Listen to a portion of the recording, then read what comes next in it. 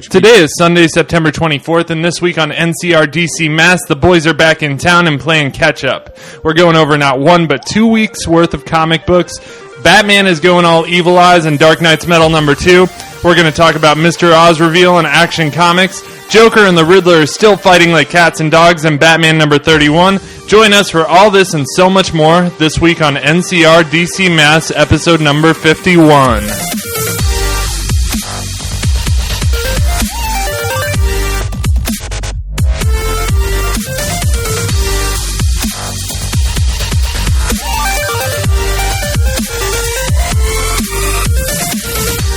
All right. Hello and welcome to NCR DC Mass, episode number 51. I'm your host, Ben Dupay. Bradley Buchanan. Travis Roseberry. And we are your DC comic book experts. So how are we doing this week, guys?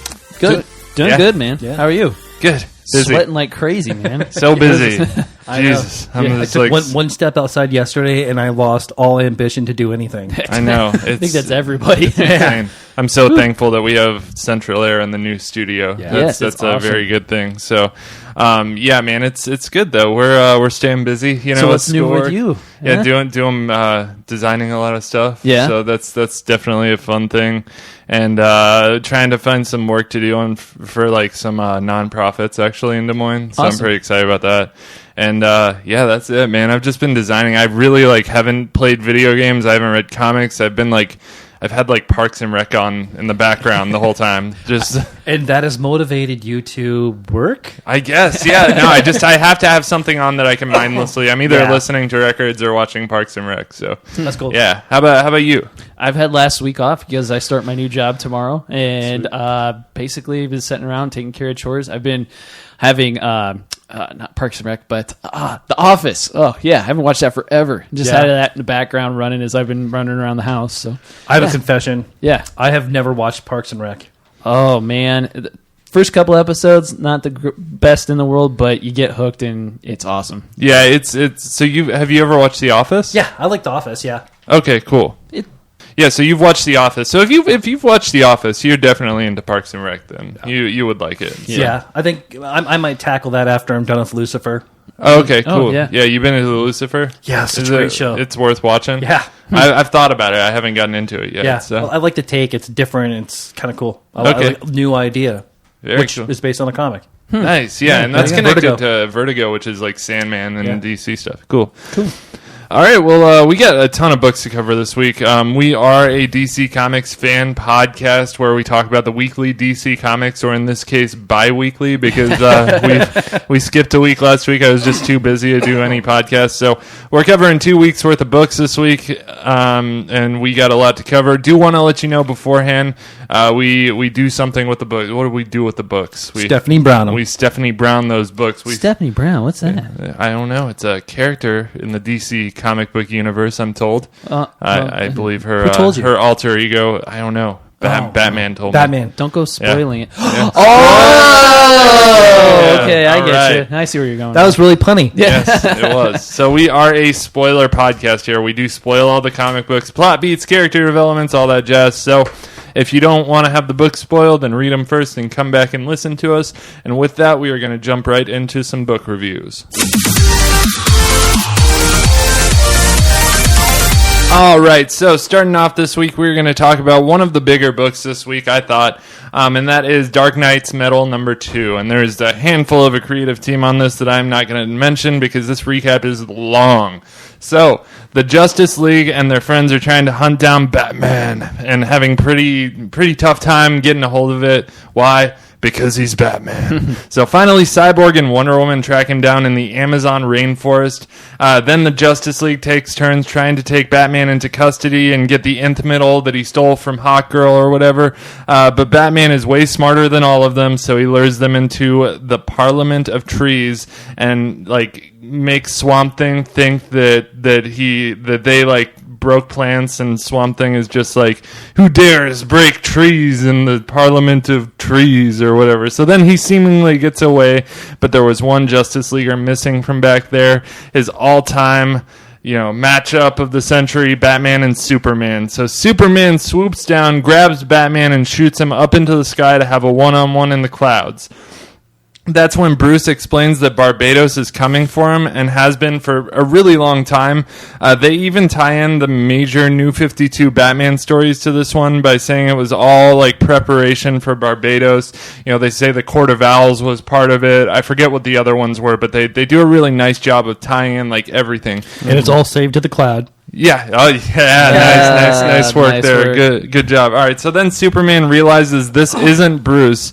It's actually Clayface, and he punches through his chest, which I thought was a little questionable, because how are you sure this is Clayface? And it doesn't seem like Superman just to punch through someone's chest. Especially the way that he did it through the Joker. Yeah, it did. It was a very injustice moment. So Supes and Wonder Woman agree that they'll go to the ends of the earth to help Batman because he's just misguided right now. He's doing the right thing, but he's trying to do what Batman does and just take it on all by himself.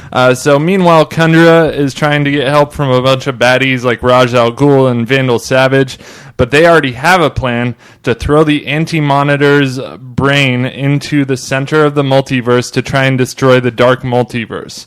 Which, good idea, I guess. Okay, so we're tying in some old DC comics into this. I like it. So, and we end the story in the most epic of scenes. Batman is in what he thinks is the Valley of Tombs, or Hawkman's tomb.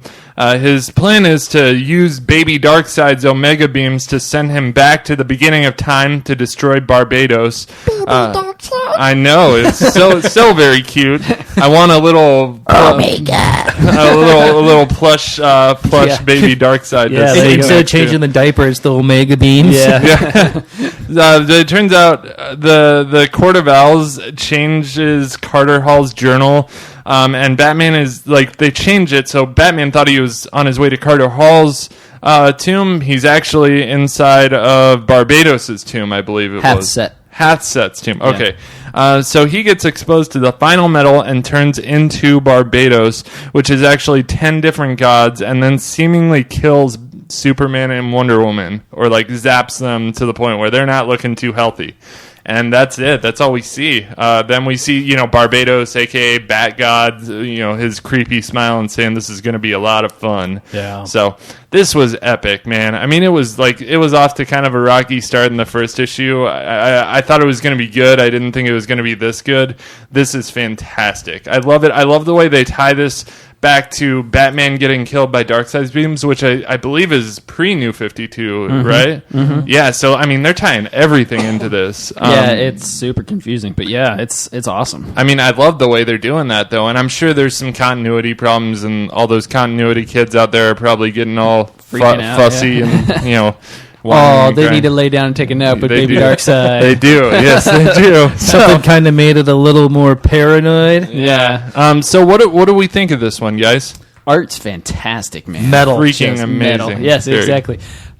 So when they were talking about throwing the Anti-Monitor's brain back when time and all that other stuff, I don't understand. So it's following continuity of the Darkseid Wars. So Darkseid versus the Anti-Monitor. Anti-Monitor died. Darkseid was recreated, or Reborn? Reborn into a baby.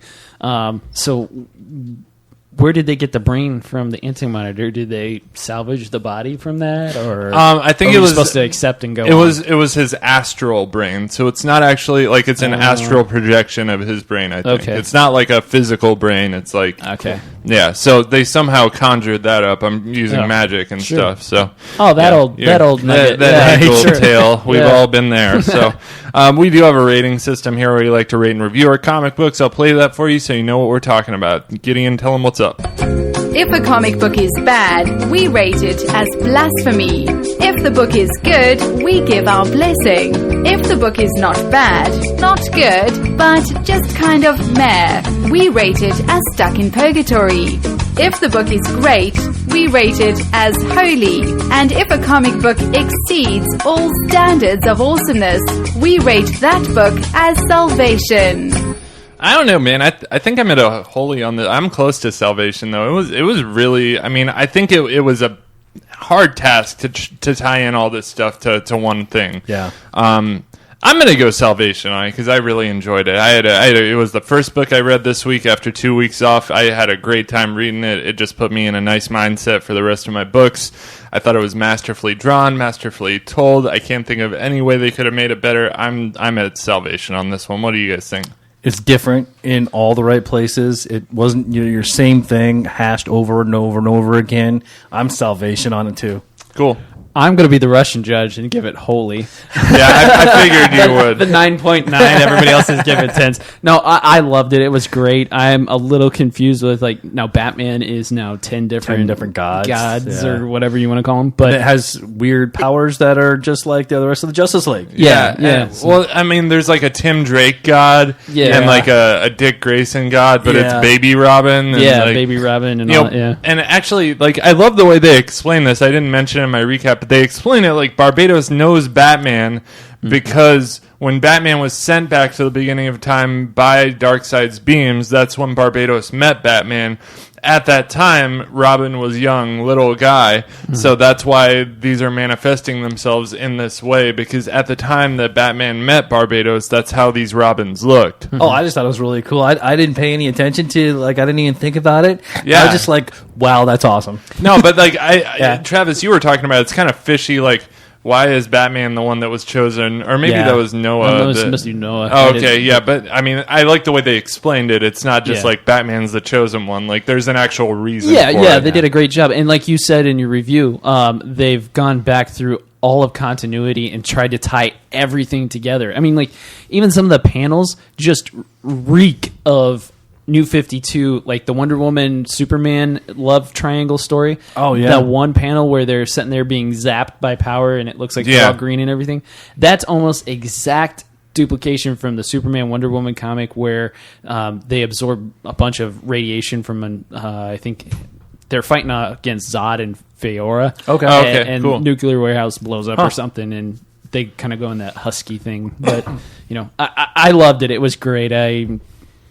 I'm still staying with Holy, but hey, that's I cool. could see where the two of you would give that Salvation, and I give you credit. Well, also, the dark thing isn't really your...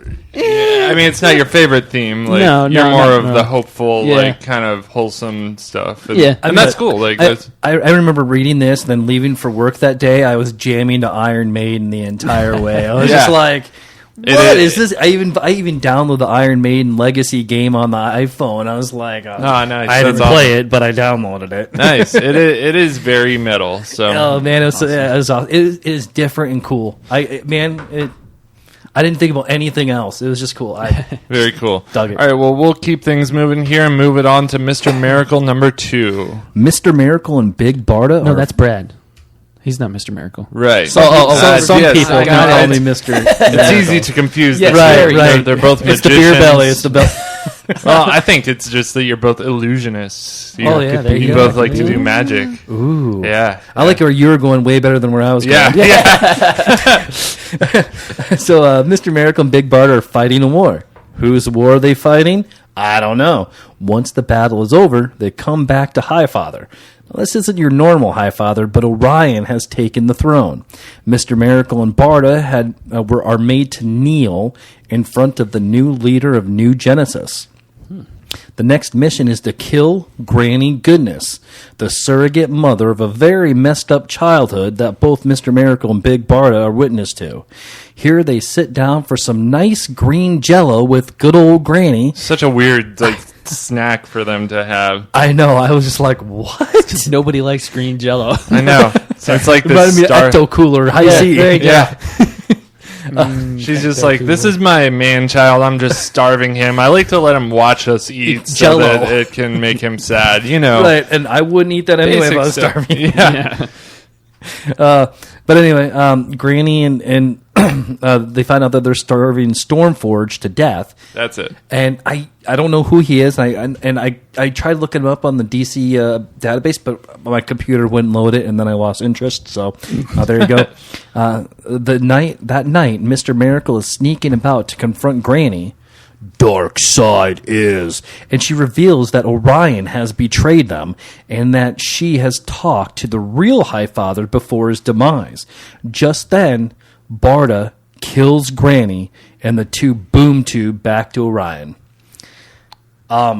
Man, this book was so good. It was drawn awesome. It's still confusing. It's very confusing. I don't know. This is kind of like Tom King's thing. Is he likes to write really confusing stuff, and it's just that's how he writes. And Yeah. if you're into that, like really, it's a puzzle that you have to solve type of book, then you're gonna love this. And this is perfect for it. I'm really digging his take on the new gods and new Genesis and everything. I'm at a salvation on this one. It was just really cool. Cool. I can't think of anything that was wrong with it. Like some of the there's for some reason at the end they do like half art where they don't do draw all the cape and stuff, and I don't understand why. Yeah, I don't either. I mean, I'm sure there's some type of reason, and I didn't get where the whole dark side. I mean, the dark side is, so that made me think that this isn't real either. So, like, doubting what's real and what's not is kind of a head scratcher in itself. But yeah, it's a really confusing read, and I give it a holy because I think that's what he goes for. Is just like he wants a really introspective type of read. That's kind of like.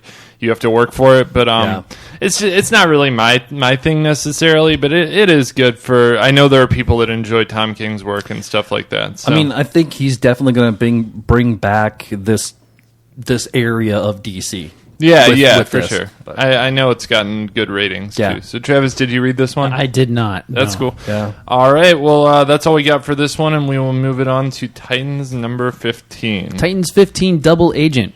Our story continues with Roy uncovering the spy among the Titans. Our own Nightwing. Bum, bum, bum. Who would have figured somebody like that would do something so crazy? I know. It's never happened before. Never. So certainly Not in the history of comics. No. As events unfold, our story is overlaid with a letter that Wally West is writing to Dick Grayson. The letter reads kind of like a resignation letter, which it turns out it is. Wally's heart condition is worse than what he's previously thought it was. The mission to uncover Hive will be his last, and that he will resign and become Wally West full-time. He's very concerned that it's going to hurt himself, and it's just kind of a weird, like, it's almost a love letter, and then it sounds like a resignation letter, and then it turns out that way.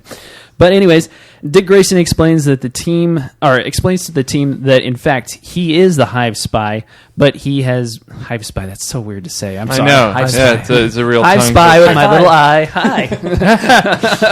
But he's been playing a double agent so that he can locate Karen's memories, or Bumblebee's memories. Everybody gets together and hugs and forgives his Nightwing, and they head off to Hive's location. But they find out that Lilith is the reason for all of Hive's attacks. I can't remember her code name. My apologies. Lilith, yeah, I forget. I don't know. She's either. like the witch or something like that. Omen. Omen. Thank you. Thank you. That's Man. awesome. I wasn't going to get that. Evidently, she is going to end the world, according to Simon. He foretold that in like 2 or 3 issues ago. Simon escapes his prison somehow. He just like starts freaking out, and then all of a sudden he disappears, like he transports, but nobody knows why. Does he start talking in a British accent and shave his head too? Like the transporter? Yeah, Okay, exactly. sorry. Anyway. Don't ask me about what's in the car. No. Rule number 2. Simon escapes the prison, and they all collect at Hive's base, where I think it's Nark and Mac. Gnark, Gnark, the weird guy that's you got me on that one. Sorry, not Mac, Mal. Mal, yeah. They've been controlled by somebody. They're mind controlled by something, and they're attacking both Simon and the Titans. Mal confronts Nightwing and stabs him, but Wally runs so fast his powers act up, and it actually reverses time, preventing the stabbing from happening. But it kills Wally. Seemingly. Bump, bump, bump. There's a lot of we don't know. There's a lot of end of issue death moments this week. Exactly, yeah. But a lot of flat line going on in that last panel. Those flatline cliffhangers. Yes, exactly. Yeah, we've all seen those before in the soap operas and whatnot. So what did you think? I'm gonna give it a blessing. I liked the art. I like how the story just keeps moving us forward and forward. I don't know. It wasn't my favorite book of the week or anything, but yeah, I'd say blessing. What did you guys think? I I thought it was fun. I mean, the artwork's definitely super masterfully done, and it's just keeping the story moving at this point. So I don't know. I didn't really in depth read it. I just kind of skimmed it and stuff. But so I'm gonna. And that book you can definitely, that book you can definitely just flip through it and get the gist and get bored. So. I was at a blessing also with you. You thought with Wally being the integral part of Reborn #1, or DC Rebirth, that he would have this more role to play in all this, and I'm kind of disappointed that he doesn't. I'm wondering if they're just going to loop it back in to one of the other major books later. I hope he so. will be a part of. I think he'll be a part of Doomsday Clock and stuff. I mean, he needs his own. He needs his own title. Honestly. I'm wondering if something that happens. Would be nice. Yeah. I'm wondering if something's going to happen where, in Doomsday Clock, or let's call it Metal or something like that, the world is just going to get so screwed up, we don't know what's going on, and Wally's going to come back around so fast that he resets it instead of Barry Allen resetting time. That would be cool. That would be cool. I don't know. It's going to be interesting because Jeff Johns is playing it pretty unexpectedly right now. And then at the end of Doomsday Clock, Superboy Prime is going to come up and punch. Oh no, not him! Everyone's asking for Superboy Prime. I know. I want to see Superboy Prime. Yeah. All right. So we're going to move things on to our next book of the week. And speaking of the overarching DC Rebirth story, we got something for you here, and that is Action Comics number 987. So, Mr. Oz... Off to see the wizard. Yes, exactly. Mr. Oz is finally ready to say what's up to Superman. So, first off, he kills Metallo, which is okay, I don't know why, but anyway, I'm sure there's a reason for that at some point. He was playing Operation with him, really. He was very much. Well, he wanted the piece of kryptonite for his powers, for his Loki staff. So. Then he decides to somehow turn a bunch. Exactly right. It is. That's right? what I saw it as too. Yeah. So then he decides to somehow turn a bunch of people against each other, causing war to break out all over the world, and Superman is trying to clean up all these messes when Mr. Oz reveals himself, teleports them both back to the Fortress of Solitude, and then reveals that he is, in fact... Jor-El. He sounds so excited when he says it. Our number one Superman fan here. We're gonna get into the nitty gritty of how Travis feels about this reveal. Did anyone else just see that flash? It's it was Barry Allen. Wally's coming back. He's coming back. He just went and turned back time. Made it. Hey, wait! Where's my wallet? Oh shit! Oh crap! You guys lose your wallet too? Yeah, it's gone. I don't know. That would have been a perfect segue into the Flash. Yeah, exactly. Man, damn it! Why did you do that? All right, so yeah, Mr. Oz is Jor-El, Superman's father. Seemingly, I'm going to say my piece on this first because I know you have a lot to say. No, go. I don't think this is what it seems. He's wearing a head thing that is like Ozymandias's in Watchmen, like the headband, sort of the Luke Cage tiara type thing. Yeah.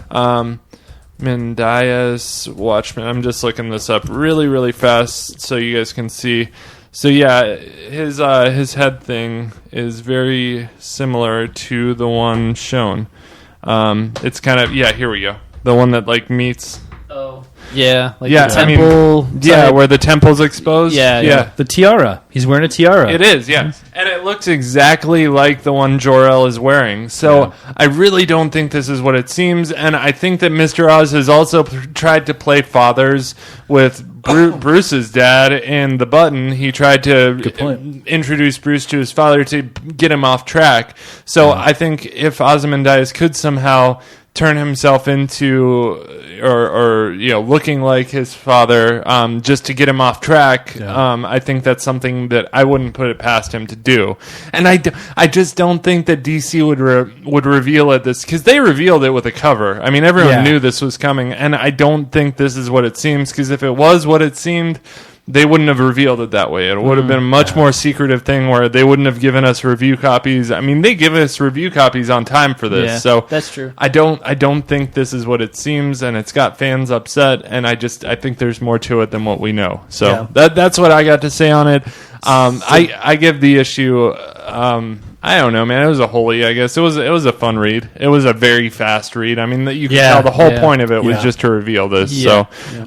So, what do you think, No, Trev? no. Let's go, Brad. Let's go, Brad. Okay, Brad. What do you think? I agree with you. I think that there's definitely something that we don't know about it yet, but I keep on thinking to the adding to the fight between Superman and Manhattan, that Manhattan can just pick people out of time, and maybe he did pick Jor-El. I don't know. That's the only thing that my brain can make sense of on that. But then he looks all, kind of disfigured and whatnot. Or I just don't. I don't feel that this is the Jor-El that sent his brand new baby in a one-man rocket ship out. I don't think, and maybe also child neglect at the this would just totally ruin Superman's origin. Yeah. And I don't think that Jeff Johns would mess with the continuity. I don't like either. that. I mean, I was with you wholly for sure. What's the last time that? Sorry.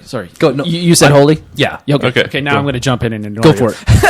No, like you guys said, this will totally change over all of Superman mythology and lore and whatever you want to call it, history. The last time they did this, Superman actually got a distress call from the Phantom Zone. This is way pre-52. This was early 2000s, late 90s. But he got a distress call inside the Phantom Zone, so he went in and the thing came out where Jor-El banished the entire planet to the Phantom Zone in this one corner, and he created a world, an identical place in Krypton carved out into this one section of the Phantom Zone, which he isolated from basically all the bad prison section. Oh, okay. So it was really neat. I like that, actually. It actually turned in at the end of that comic because it was a whole big to do. It turned into Brainiac was actually trying to trick Superman to come into the Phantom Zone and trap him in there. But he did such a great job, Brainiac did, that he convinced himself he actually was Jor-El, or this entity that he was Jor-El, and basically created this whole nice little world life, and Superman got to meet his parents and grow up, and his actual mother, Laura, gave birth to Kal on Krypton because it's still existing in the Phantom Zone. That all got erased, of course, because then we Hobbits, Trixies. All that stuff. Yeah. No, so first off, your point with the headband thing that looks like Ozymandias, I'm going to ignore that because thanks for letting me know. Yeah, just letting you know. I'm going to ignore you now. Because you're wrong. At least he told me. Jor-El wears headbands almost on every single one. Yeah. The only time he doesn't have a headband on is the 90s comics where they do the xenophobic Krypton where they've never left the planet. That's when he was in his grunge. Black. He was in his grunge Nirvana phase. Yes, so he was exactly. he was letting the hair fly. Yeah, he had flannel on Krypton. Yeah. Yeah. No, it was like black bodysuit, and then he wore like a robe. Yeah, he wore like a robe, and it showed their crest? DNA heritage on the Oh, side. yeah, okay, yeah. That's their whole. That's when they. Yeah. That's where the whole, you know where, Man of Steel, where they talk about the birthing matrix and everything. That's where that came from because they wouldn't touch each other on Krypton, so they had to give birth to their kids through the birthing matrix. Oh, okay. So, anyways, that being said, first panel of the comic with the whole thing where Jor-El. Well, at that time, Mr. Oz pulls the kryptonite part out of Metallo. Thank you. It's not going to kill Metallo. Metallo, we know from the past, he uses kryptonite, but it doesn't fully power him. He has like backup. Because Superman's pulled it out of Metallo several different times using his, shielded gloves and stuff like that, so he doesn't get hurt. Oh, okay. So I had a little problem with that, but I love the art. I love that little like operating table that they have him pinned to. Yeah, I just love that. The big thing is like, if he is Jor-El, how comes the kryptonite isn't hurting him? Yeah. That was my big overarching like problem because he has it right there in front of him on his staff. Why isn't it hurting him? Well, let's look at these panels here. He doesn't touch it, but he's got it hovering in his what do you call it? See, does that looks quite a bit different from this. So I think maybe that Kryptonite and his staff does something to sort of transform him or so? shapeshift him, maybe, because he looks very different under the hood in that on page 3 of the comic than he does on the final page of the comic. But again, so that would be the right side of his face. Yeah, and it's right, the right. Right. eye. Okay. Cool. Okay. I checked that one too. Making sure. Yeah, it's good. No, that's a good point. Get my whiteboard out. Yeah. I just don't understand why Jor-El wants to hurt people. Yeah. He's not that kind of a person. He's a good guy. Well, and where has he been? Yeah, where has he been? What's happening? How did he escape? I'm on the same boat as you, Brad. I think something may have happened in time, but if something happened in time, why is his face all jacked? Yeah. Has he been fighting his way back? Yeah. I don't understand why he's got such a grief with people of Earth, unless it's just the fact that they've always just considered Superman almost, or not taken advantage is the wrong word, but taking him for granted. Okay. That he's just always going to be there. That's Right. the only thing I can think of would give And Jor-El that's really a weak argument, too. exactly. You know? Thank you. Yeah. All I'm saying, I don't claim to have the answers, but I think there's more than what we see here in store. So I'll jump off the review and just say I'm giving it a wholly like you did, Yeah. just for the fact that look how much time I've wasted talking about it. Right. It's definitely got people talking. I give them credit that they're trying to redo history with Superman, but I really hope you're right, Ben, with the whole fact that maybe it is Ozymandias and he's changed, morphing his face somehow, and he's just messing with Superman. Yeah. That would not be new. See, and I like that too. And another thing is because they brought Kara's dad back in Supergirl too, And he became Cyborg. Yeah. yeah. But so I don't. Oh, wow. Why? 52. Oh, yeah. Yeah, I'm not getting that either. So now they're going to have. There's just way too many Kryptonians. They're messing with people's origins and stuff like that. It's becoming the Bat family, but on the Right. super side. Yeah. Which I mean, running I'm around. okay with too. Because you already have Supergirl and Batgirl, or Supergirl and Superman. You know, they're in. You stop right there. Yeah, and exactly. then you have the offspring. Yeah. You know, if you want more half Kryptonians, let Supergirl have a kid. Yeah. We'll see where it goes. But for now, they've got me hooked, and I'm enjoying myself. Yeah. So I'll Yeah. definitely keep reviewing. Oh yeah, it. So, good book. all right, we gotta get things moving here. Let's talk about Justice League of America number 14. Okay. Not a fan of this one. I don't know. It's different. So, this is how short my review is. Vixen is finding out about beyond the mirror, air quotes for all the people listening, from the notebook from the Lords of Light. Ben, did you know this isn't a rock band name? No. Lords of Light. The Lords of Light. That Yeah. is Called not it- a band name? That is not a rock band name. Someone guys. out there start a band. named the Lords of Light, Yeah. which would, and if you do, you better be metal. Okay. We go to the microverse where all hell is breaking loose. Ryan has a heart-to-heart with a god, and they finally find Professor Palmer, who is not very happy to see Yuat. You ought. You want what? You oughta. You ought to know. Why? So dumb. Editing. Fix that out. I gave this a blessing, mostly blessing, but a little holy because of the art. Okay. And it was ends very in- nice and- art. and it ends in a Y. No, okay. Blessy. Yeah. Yeah. I like it. I'll definitely go back and read this one. I am too. going to spend some time going back and reading books this week because Yeah. I just didn't have time this week with all the work I'm doing. So. The reveal that they got Palmer back, or they found Palmer's pretty cool. I don't know. I feel like they're rushing through the microverse.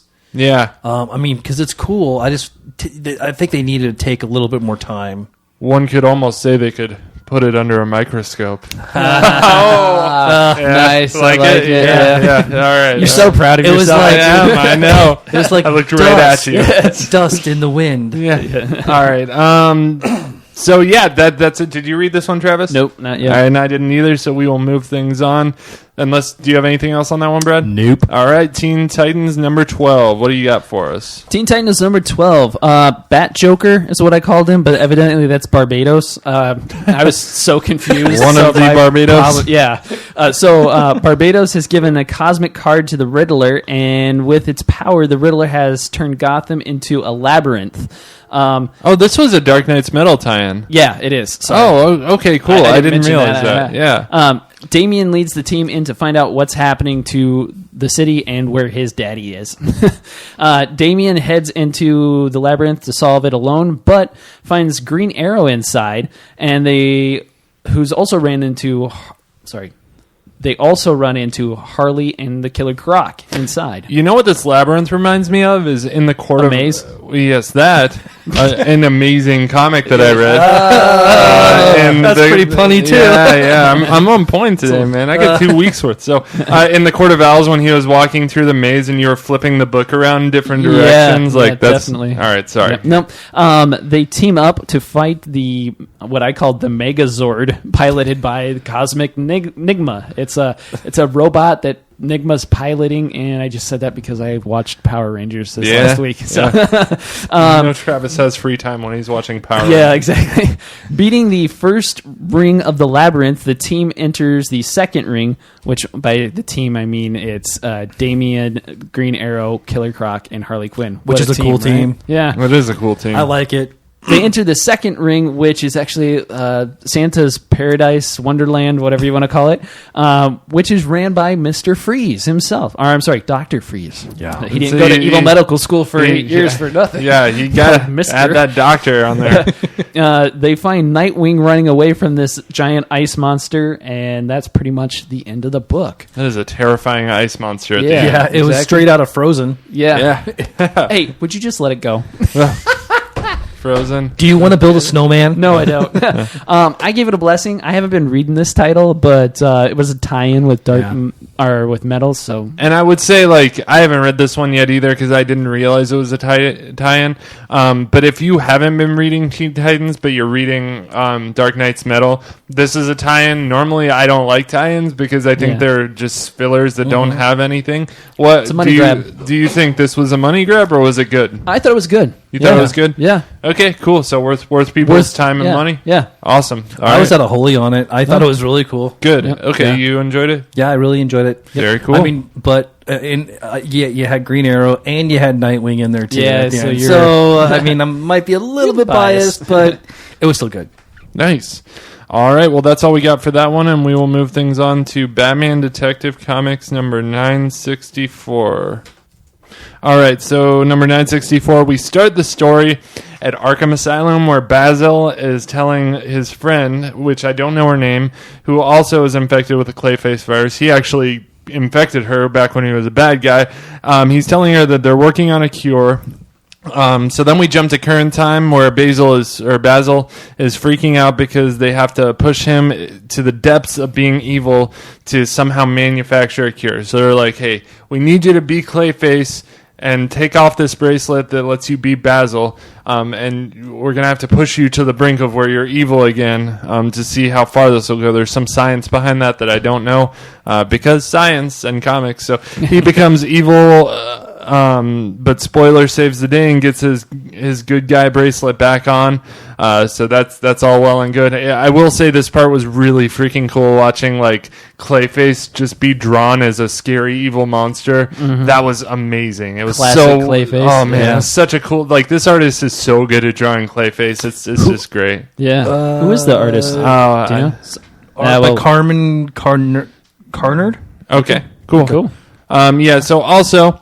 Parallel to this, Anarchy is showing Steph around his utopia that he's built for the victims of the Monster Men virus.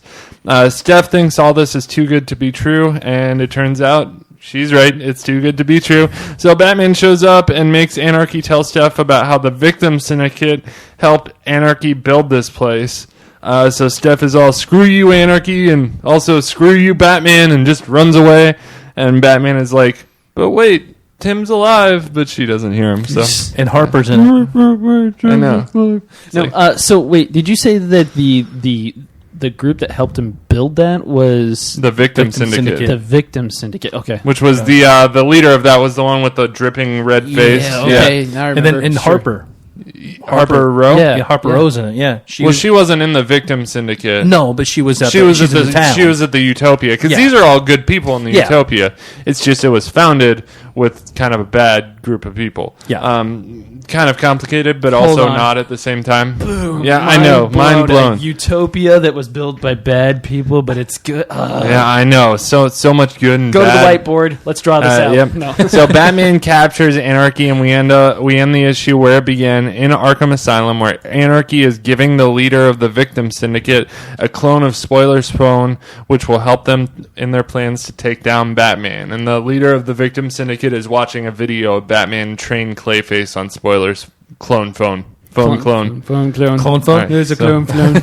Twisty words. 17. Yes. So it was fun though. I enjoyed it. I'm really liking where they're going with this. This book has always been kind of a blessing for me. If I had to rate Batman Detective Comics from the start of Rebirth, I think it's mostly a blessing. I'd agree with I that. don't think it's a bad book. I don't think it's a great book. I just think it's good. It's a fun book. It's kind of slow, but at the same time, it has a good, decent pace to Yeah, it. there's So, there's some definite upsides to and it. it follows a continuity since day one too. Yep. So it's awesome. Yeah, it's I definitely like, one. I like the side characters more than I like Batman in it. I mean, Oh, yeah. I'm huge. Clayface is just awesome in this. I think. Yeah, I like that Yeah. little turn that Yeah. Clayface is a good guy now. My one gripe about Batman Detective Comics is I think this should be its own title called like Batman and the Outsiders or something. Yeah. Yeah. I think Batman Detective Comics should always be Batman doing detective work. But Exactly. besides that, it's still I can't gripe about the title of the book that much. I mean, it's still a very fun read. Yeah. He So. says that, but I think he's done that like every other week on the I show. know. I'm sure people aren't sick of me saying that at all. But I agree. Yes. All right. So with that, we are going to take a quick break, and we will be right back. All right, we are ready to pick things back up, and we are going to do so on The Flash number 30. Just like that, we're back like the Flash. All Nice. right. Got some Josh Aldini action That's going right. on there. Yeah. Barry Allen saved the day and then freaked out all over management and semi-quit his job. Being talked into not quitting from his crime lab partner, Kristen, the two get to work, and in a flash, pun intended, the two figures out that there's only one place that all leads to, and that is the coroner's office. The Flash shows up and confronts Ramsey the coroner, and in the typical bad guy giving his plans away to the Flash trope, a new villain is born, and one that can control the blood in your veins, named Bloodwork. Dun, dun, That's a clever nickname for that one. yeah. Yeah. It was the phlebotomist just too long of a word? That was that was a close second. Yeah, right. I can see a bunch of people standing around. What should we name this villain? Not that. Right. Not the phlebotomist. I gave this a blessing. I was almost on purgatory on it. Okay. The art saved it. I don't know. What do you think about Flash's powers, man? I don't like this new negative Flash. Neither do I. I don't, especially because it hasn't affected anything else. I mean, and he hasn't gained any insight about it. I mean, it just is what it is. Yep. You know? And the Flash book has been pretty good lately, but I'm just not. Not feeling this I'm one. not feeling the villain. Cool. Bring in a guy named Bloodwork. It's a cool power. It's new that you can control the blood coming out of somebody. I mean, that's a pretty darn good power. Yeah. You know. But he did it by like testing himself. He's like injecting himself with Meta's DNA. I don't know. Yeah. Okay. Yeah. Well, maybe not the best book for you to pick up if you're into the Flash. So, did anyone else read that? No, Nope. Travis? Nope, I didn't either. So we will move things on to Hal Jordan and the Green Lantern Corpse. Corpse number 28. Yeah. Fall of the Gods. So I'm just going to let you guys know up front, this book is kind of boring. artwork is pretty cool. I agree. But anyways, so Jordan chases down corpse instead of core. Exactly. Jordan. I mispronounce it when I don't like the book. So Jordan chases down the new god Light Ray, who has Highfather in tow with him. They're out racing the Omega Beam. Omega Beam. Thank you. That are connected by the heartbeat. Yes, bum bum bum. Boom. One of the golems evidently got off a shot from his Omega Beam at Highfather, and they're just trying to run as fast as they can across the cosmos. But as time passes, Light Ray grows weaker and slower, so the Omega Beams are catching up to them, I should say. Jordan tries to catch up to the two running, but he can't because evidently he doesn't have godlike powers, but he can see them off in the distance. It's really weird. But he has this existential ghost-type interaction with his dad. So he refuels his power and pushes past his limits to catch up with Light Ray and relieve him. You must go to Dagobah, Luke. Yes, exactly. Yes, yeah. I was thinking more along the lines of the Family Guy parody of that, where they're like, "Use the Force, Luke. Use it." He's like an optometrist, and he shoves the lightsaber through the lady's eye. He's like, "Oh," No. I've never been happy." Anyways, Jordan takes Highfather and continues evading the Golem's Omega Beams, and that was the entire book. And I thought it was boring, and I gave it a purgatory. Okay. Sorry. Well, What'd you guys think? I did not read it. I haven't been reading Hal Jordan and the Green Lantern Corpse. I just the corpse bore me. The corpse bore you? You know. Not very lively book, huh? Maybe if they called it the Core, I might read it. Maybe. Yeah. Okay. Yeah. If they the CORE, I would get into it. But so, just corpse just doesn't make sense. How many more times can I say corpse? Yeah. Corpse. All right. Oh, you think? Did you hear that new song from Cannibal Corpse? Oh, corpse. Yes, exactly. Why are they all dead? What are you talking about? It's Corpse, a death like metal a band. dead. Yeah. Okay, I don't Okay. We're way off track here. In my opinion, this book was about as dead as that. Yeah. Yeah. And I would That's why be- they call it corpse, because it was dead. Gotcha. Yeah. Okay. A See, it black- all makes sense. I would go blasphematory. Blasphematory. Blasphematory. That sounds like a problem. It does, doesn't it? Doctor, we're going to give him a full-fledged blasphematory. Blasphematory. Damn it! I'm a doctor. Okay, all right. It is nothing. Sorry. Travis is looking at the show notes. Like, Wouldn't the where are we right now? First we go from blood work to blasphematory. Yeah, There all you go. right. So what you blasphematory though? So you're like purgatory blasphemy-ish. All right, that's cool. All right, well, we'll keep things positive and move things on. Damn it, no cereal. Number 31. All right, so that's going to be a tough one. No cereal on this one? No cereal. Okay, so 46, 22. All right. All right. So we're on Batman number 31. Albuquerque. The war of jokes and riddles is coming to a close as Batman and the Riddler's army have Joker cornered at the top of a skyscraper. Batman uses some tricks to get rid of the majority of the Riddler's army, and the issue ends with Batman, Joker, and Riddler all in a room for a face-off for the final battle in the next issue. And that's really all we got. There was some pretty fun novelties in this issue.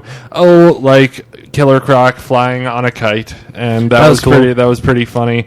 Killer Croc being like, Kite Man being like, "How much do you weigh?" And he's just like, "A lot." He's like, "Yeah, but maybe more precise, like, how much do you weigh?" He's like, "More than a kite can carry." Kite Man's like, "Yeah, you'd be surprised at how much my kites can carry." That's like my only superpower, and I know it's lame, but I'm really good at it. So let's try and fly you with a kite and see how it goes. So we got to see a Killer Croc kite. And that was fun, I suppose. I can't find Batman in my... Oh, I'm in the wrong folder. Okay, that makes sense. So, yeah, I'm trying to think of what else we got in this issue, because it really was a very fast read. We got Joker telling a joke and stabbing someone to death. Nothing new there. And it looks like in the next issue of this, we're going to get the final answer to Selena Kyle's proposal, with Batman, or Batman's proposal to Selena Kyle. So that'll be interesting to see her say yes to that, because I do believe she's going to. But yeah, I don't know. I think I think I'm at a blessing on this. It was a little more fun than some of the past issues. Very, very well drawn. I thought it was a beautifully drawn book. I like this version of the Joker because he's kind of that classic, clean-cut Joker that we've seen. I like that. He's not the new 52 Joker. He's very much like the what's that Alan Moore Batman Death book? from the Family? No, it's the classic one. You got me. I don't know what you're talking about. They made a movie of it where Batman and Killing Batgirl... Joke? The Killing Joke, yeah. Okay. So this is like the Killing Joke style Joker. Very fancy. So I like that. But yeah, I'm at a blessing. What do you guys think? I didn't read this one, but it looks pretty awesome. Yeah, the War of Jokes and Riddle, as hyped as it was, it just hasn't performed. I always was of the mindset that this should be bigger than it is. Yeah, like I mean, it's a weak joke and an easy to get riddle. Yeah, exactly. I agree. So I didn't read this, but I think it was pretty cool. You were talking about how Killer Croc and all those people were flying on kites, and they bust into the Joker's hideaway. Yeah. I do think that's cool. They're all standing around him, and then all of a sudden, Batman says Kite Man, and Kite Man just responds with his name as Kite Man, and he pushes a button, and all the guys who have kites on get like launched out of the building. Yep. Yeah, and then it's just the three of them stand there.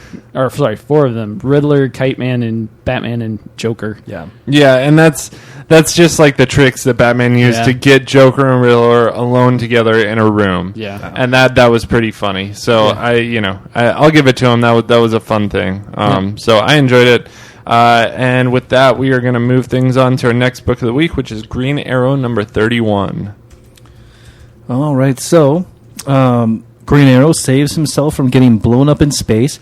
He has a final showdown with the Burnt. It takes everything he has to win this battle.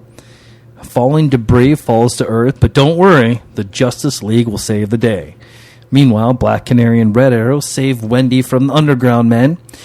The Justice League finally comes to their senses and offers Ollie a seat at the table.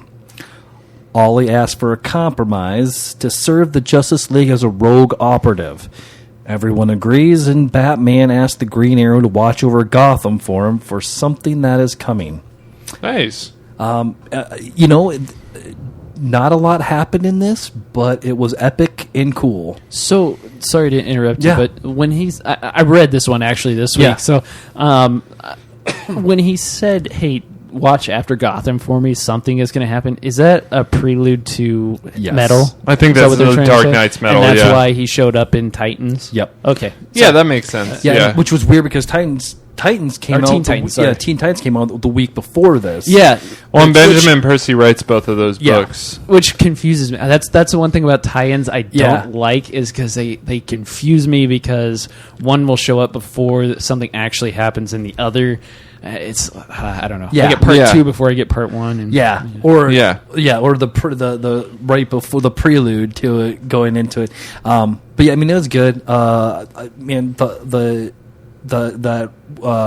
Where Hal Jordan and Ollie were talking, and they were talking about long distance bromances was pretty cool. Yeah, that was funny. Their banter is always good. Otto Schmidt did the art on this, and it was very well drawn. I thought. I mean, Yeah. it's always good on this book. It's either Juan Ferrer or Otto Schmidt, and both of those guys do fantastic artwork. So I really enjoyed that. And yeah, it was a good time. And it was a quick read too, and it was a very, very good finale to the hard traveling heroes. Oh yeah. I mean, it tied up everything nice, and then moving Green Arrow to partner up with Damian, is cool. So I mean, it was a salvation to me. The entire hard traveling heroes is salvation to me as well. Nice. This is, in my opinion, this is the best Green Arrow books at its best. Yeah, From Benjamin Percy knows what he's doing. For Absolutely. Sure. I mean, this storyline was just great. So Awesome.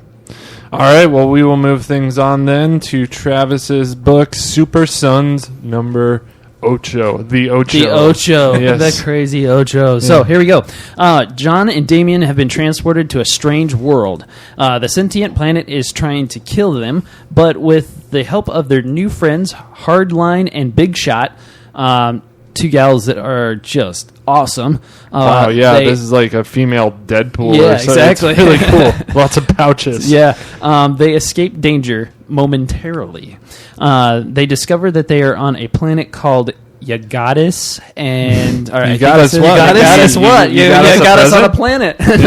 But it was actually called Iro, I don't know. And that's why it's now You Got Us. Yes, exactly. You got me. I didn't know how to pronounce Oh. it. So, before You Got Us absorbed it. So we got a really cool panel right in there that explains it. It's like almost like Star Eater type thing. Okay. It's a sentient being that actually wrapped itself around the planet and like ate parasites it. it. Yes, or exactly. something. Yeah. Thank you. Yes. It's like in Marvel, what's the Galactus? Yes, it's yes, kinda there like you go. You got us. Yeah, you got us. Oh, I see what they did. you got us a planet to eat. Yeah. So the wizard Kraklo, I think. Is that how you saying his name? Anyways, That's just fun to say. Kraklo. Yeah. Kraklo. Helped protect all the people on that planet at that time by using his magic. But Damien and John know him as another being on their planet. So is this the old switcheroo that we're normally seeing in comics? I think it is. Yeah. So meanwhile, back at the core of the planet, we see Yagatis forming a army out of this mud material stuff that they're talking about throughout the entire comic. And it appears that he's using Kraklo to do this. It looks like he's got him in some tendrils or something and like using his magic ability to form this army in his mud. At the end of the comic, this army faces off with Damien and John, and basically he introduces himself. So it's pretty cool. I like the art. It's a little kiddie, but I like it. It seems to me, I haven't read the last 3 or 4 Super Sons.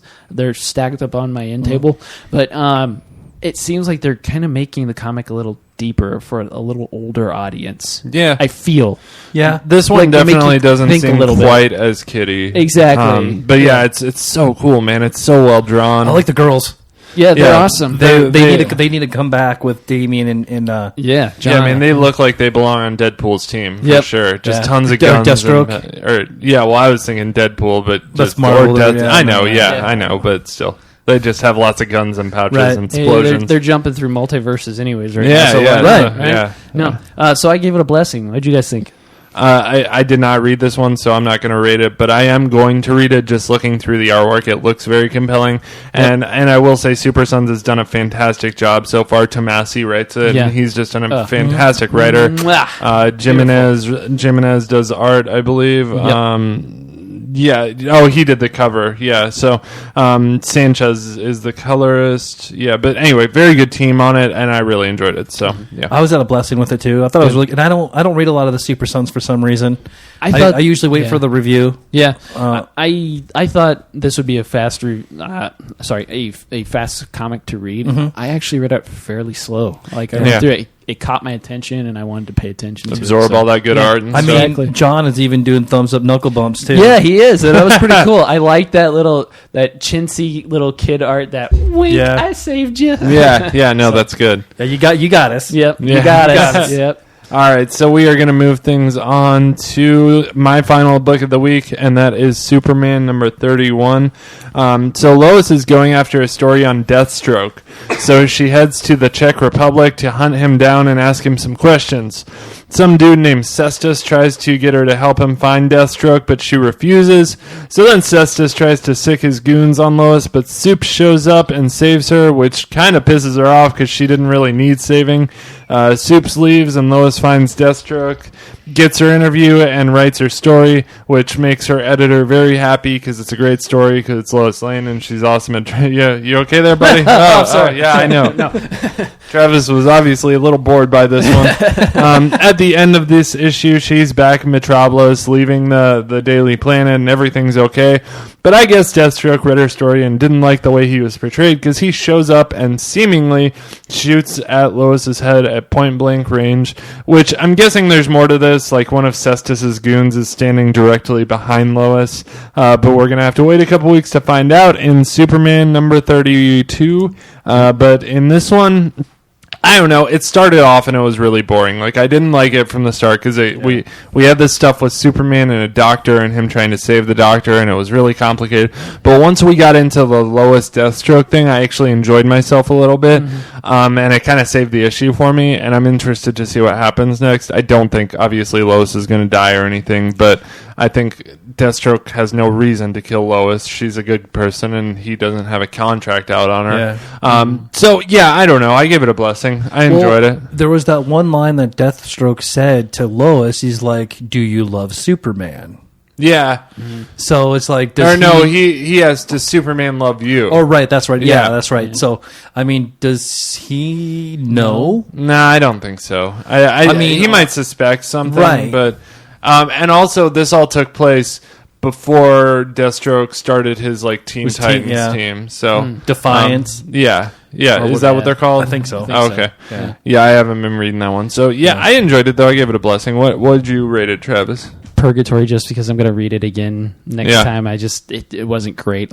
Sorry, I was snoring in the middle of it. No, it's cool. No, it's really. I agree with everything you said. I was bored in the front half of it. I kind of got. The mojo back towards the end of the comic, but it was just kind of like you told me in a text. It was filler. Yeah, I almost didn't cover it this week. I called you after a couple pages, and I was gonna ask, do you think we should cover this? Yeah. And you didn't answer, and so I kept reading, and I was like, oh well. Maybe it's worth covering. Yeah. So, I do think it was worth covering. I think if you're reading the Superman story arc, it's definitely keep reading it because I'm sure there's some pertinent information that will come out of this. But if you're not reading the Superman story arc, I would say this probably isn't the best place to start. And maybe start with Action Comics because that is a very good place to start. So tell me this, guys. Inside of this comic, they talk about Deathstroke and they say that he's a meta. I didn't know that. Is he really? I didn't think so. I didn't think. I thought he was just that kick-ass assassin. We can't answer that because I know there's some intricacies in the Deathstroke story arc, but I don't know what those are. But he might be. So I'll find out and I'll tell you guys next week. Yeah. So. Thank you. I thought that. I don't mind the Lois investigation, but if you're going to do it, bring her on to Detective Comics and have her and Bruce work on a case. Yeah. At the same time, we do have two Superman stories right now, so I mean, it'd be nice. I don't know. I'm okay with them focusing on Lois for one part. They did one thing where they focused on Jimmy Olsen in Action Comics, and that kind of bored me too. It's like everyone wants to see Superman in the Superman book, but I do think they'll bring him back. Did you read this one? Yeah. Oh, you did? Okay, sorry. All right, so we will move things Blessing, on. by the way. Okay, cool. So we will move things on to our final book of the week, and that is Justice League number 29. We have one more besides that. Yeah. Oh, what else do we have? Green Lanterns 31. Oh, shit, my bad. All right. So Justice League number 29. Justice League number 29. The future has arrived, and it's a killer. Aquaman is back from the future. He attacks Clark Kent with some toys that he had gotten from the Batcave. Why he didn't jail or kill Batman when he had the chance, I don't know. I suppose that wouldn't have helped the story along too well, guys. Yeah. Gotta further that plot. Right. After kicking the crap out of Clark and boom tubes out of there, Aquaman goes after Barry and Jessica and takes them as well.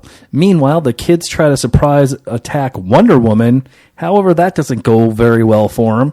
Although Arthur gets to add Cyborg to his collection of Justice League members, Serenity doesn't know how to tell Mara that Arthur is evil, I've always known, and is more machine now than man. Yeah. Got it? Okay.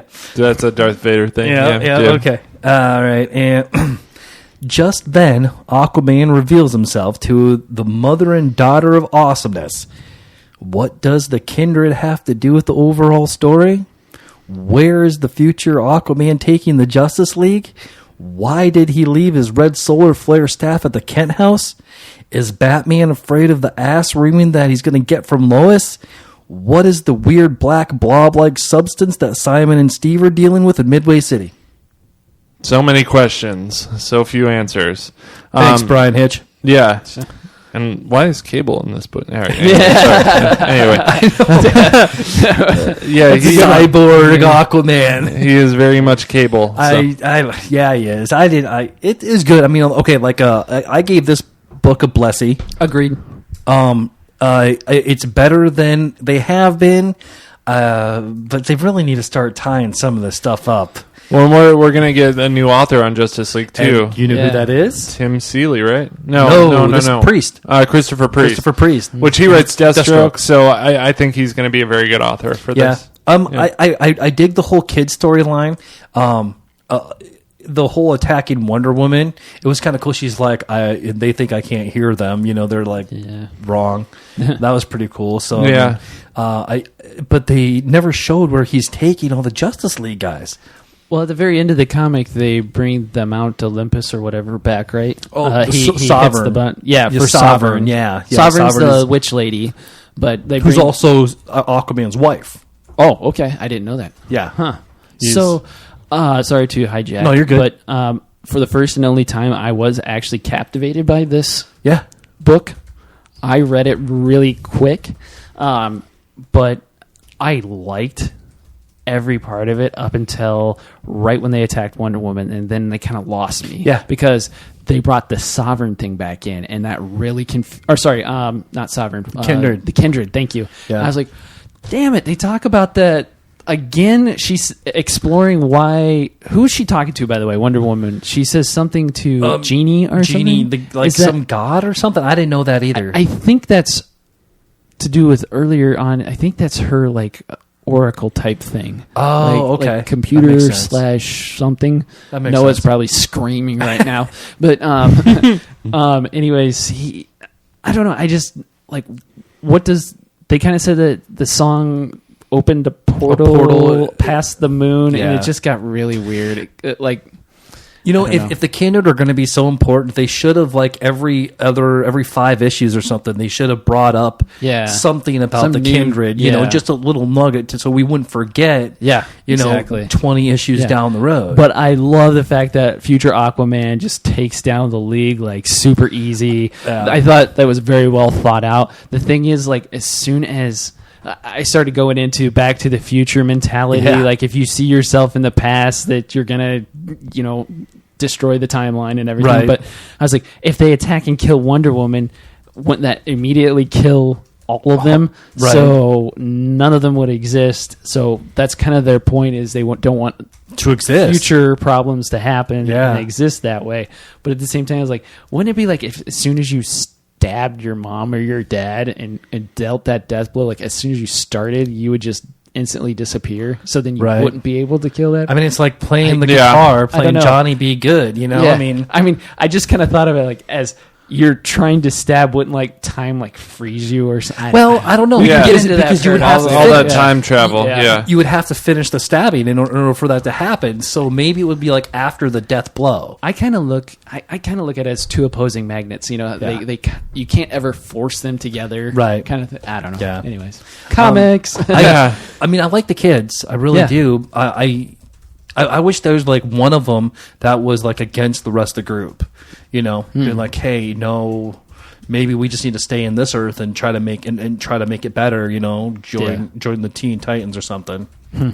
But all right, cool. Well, I didn't read this one, so I have 0 answers on this. Cool. But and I also paired this with no cereal. Actually, wait, yeah, I did. This one was Count Chocula. Count Chocula. You're really mixing up the cereal portfolio. I like it. I like it. Thank you. All right, we will move things on to Green Lanterns number 31, and this, if I'm not mistaken, is our final book of the week. Yes, sir, it is. Green Lanterns 31, Out of Time. So Simon confronts Volthoom and inspires the remaining Lanterns, which there's only 3 of them, if I am correct. The Martian, the Tyranner, and then the Brainiac chick. Yeah. Lanterns to trap him in kind of a little stasis field. Simon and Jess trap Volthoom and get him to stop his attack on the Guardians. But the blue gnomes show up and remove everyone's rings except for Jess's, and just escalate issues more. With his ring removed, Volthoom seems to be thinking clearly again, because we all remember the Phantom Ring has a side effect that directly mainlines the person into all the different spectrums, and it kind of takes over Totally the minds. bipolar times 7. Exactly, but not so fast. He declares, Volthoom that is, declares that he will kill Rami, but will help Jess and Baz get back home. And he commands Jess's ring, which is one of the original travel lanterns, to return them to their home. And they disappear. Tyranner, the lion guy, kind of were lion. Yes, exactly. Guards the rings and the vault for billions and billions of years, which brings us back to the now. And Jess and Baz reappear.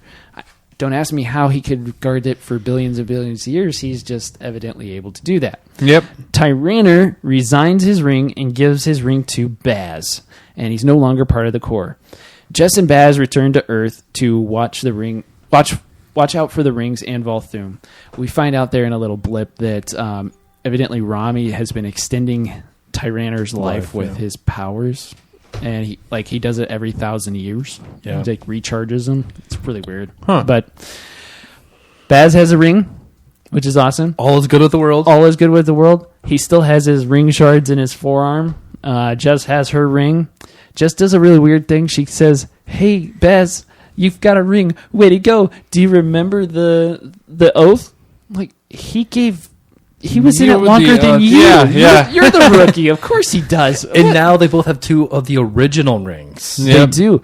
And if they charged off the same lantern, so would he now get a new lantern? Because before, if you remember, Hal Jordan tied their lanterns together, and so they would be forced to recharge at the same time and be teammates. So now is that gone? I don't know. Very good point. I don't know. It looks like it's not, but they might answer that question. Yeah. And if they but don't, it was good. Okay. Yeah, exactly. I give it a blessing. I think we talked about this last time. I think this book has been at a solid blessing or holy every week. Blessing or holy. It's been one of my favorites from Rebirths. It's always a fun read. I was at a holy with it. Yeah. I love this title. Yeah. I want to see a TV show, even if it's on CW or whatever, of Jessica and Simon. Space cops just doing Not their even thing. space cops, even just on Earth. Like, they just get the rings. They don't have to go into space or anything. And Yeah, It'd be an they could just be in expensive show. They'd just be in It a would be. coffee shop with 2 people with like a ring on and be like, "I'm getting too old for this stuff." Right? Yeah, I like that. Just I be like like, that. "Come on, let's have pancakes." I don't know. All right, so that's all we got for you guys this week. As always, we do really appreciate y'all listening to us. Definitely buy these comic books if you're interested in them, because that's what will prompt DC to continue making the books, is sales numbers. That's always the bottom line. We would really appreciate it if you would give us an iTunes review. We love 5-star reviews, and we will read it on the show if it's a nice review.